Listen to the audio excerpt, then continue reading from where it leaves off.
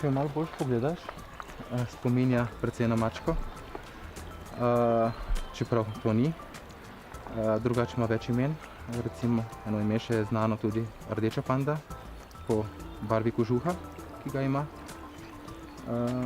Drugače jo uvrščamo pa med rakune. Koliko let živijo? Povprečna življenjska doba je med 10 in 14 let.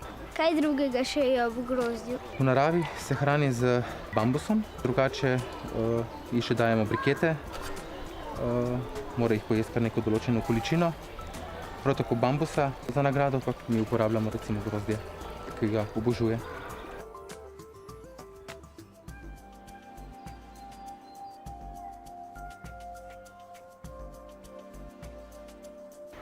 Kje pa je njeno naravno okolje?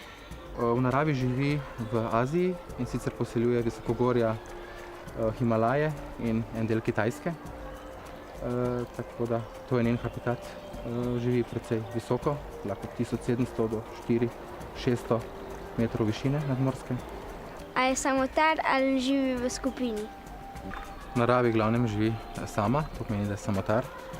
V obdobju parjenja seveda pa potem se jim pridružijo samci oziroma samci poiščejo samice. Zakaj se je ne sme božati? Pandica drugače izgleda zelo prijazna, ampak je obrožena z precej ostrimi kremplji in ostrimi zobmi. Tako da, če bi slučajno se ustrašila, bi jo lahko poškodovala. Škode bi lahko bile precejšnje. Kako pa to, da ste jo vi lahko pobožali? Mi nekako znamo delati z temi živalmi, prav tako znamo prebrati govorico telesa. Delamo z njo že od začetka. Mi smo jo božali že takoj, ko je prišla sem, da to so postopki, tako da nas nekako že pozna in tudi približno vemo, kaj pričakovati.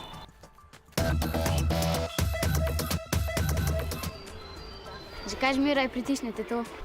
Te naprave se reče kliker. Uporabljamo jo pri treningu. V bistvu živali za njim sporočamo, da je neko nalogo opravila v redu in da pač potem kasneje temu sledi hrana. Zakaj ste jim pa postavili te hiške? V naravi mačja panda glavnem živi v gozdu, je zelo dobro prilagojena na plezanje po drevesih. Svoje gnezdo in prenočišče pa si ustvari v brlogih. Tako da te naše hiške nekako spominjajo oziroma posnemajo brloge v naravi. Zakaj pa moramo tehtati? V živalskem vrtu redno spremljamo kondicijo živali, prav tako pridobivanje oziroma izgubo teže.